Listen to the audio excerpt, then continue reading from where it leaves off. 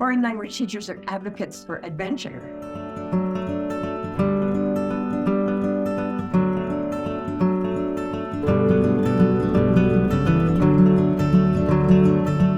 I have a long history of involvement in languages, and I started in 1963 as a junior high teacher of French.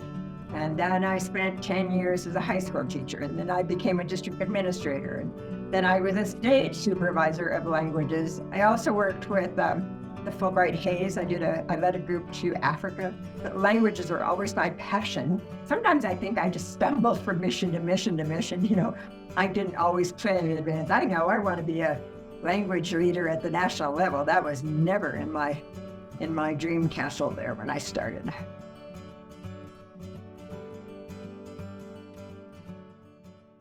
My passion developed quite slowly and opportunistically.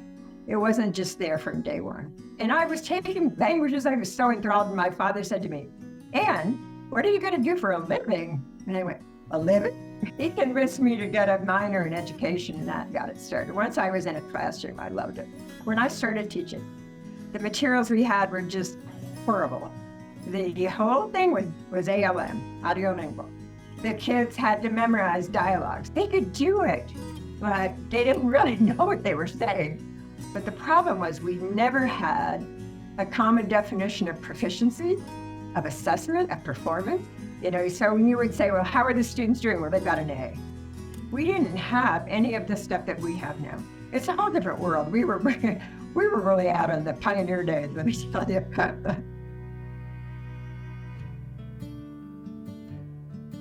When I first was appointed to the PNCFL board, I was in a meeting and we were out in the hallway and Carl came up to me, and you know, Carl could be really overwhelming.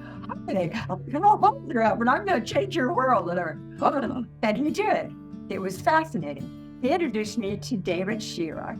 They asked me if I'd sit down with them and talk about this idea they had.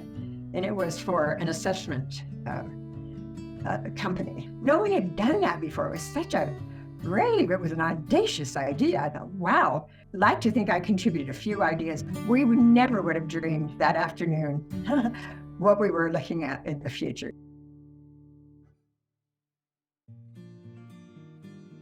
At that time, the ACTFL board was a few Midwesterners, but almost all East Coast people. A representative from the Minnesota language program or language association came in, and she presented a white paper that they had developed on what a high-quality distance learning program looked like. I thought it was fabulous. I was so excited. You're here in Wyoming, of course we do distance learning, and we had a lot of experience with it. But I remember the first thing that came out of the mouth of one of the people from the East Coast was, you know, I just don't understand why they can't just drive them to the next town. And this is true with a lot of the West, especially, and the South as well. And I think at that point, I thought, you know, I can bring a perspective and experience here that these other people don't have. So maybe that's where I first thought, okay, this I can do. I just embrace change, embrace it. You know, look for new opportunities. If you're not happy with what you're doing, then change it.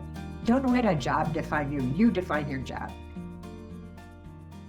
There's still lots to do, but I think the one thing that I had hoped is that dual language immersion would explode nationally and that every child would have an opportunity to learn like that, especially children in rural areas where they don't have a contact with other people who are different or children or ways of thinking. Every individual has the ability to change, to embrace change, to find change, to do something new. So I look at my own career. I got involved in the humanities, then I did a Fulbright Hayes to Africa. That set me off in a whole other direction, which added to my teaching. So I don't think we have to be tied to one thing. I hope that I would tell all of our young people, just get out there, be adventuresome, you know, have adventures, create them.